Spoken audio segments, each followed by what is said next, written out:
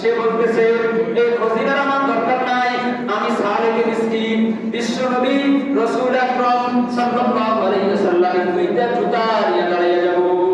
সুবহানাল্লাহ। সাল্লাল্লাহু নবীর সে কি আশিক ছিল। আল্লাহু আকবার।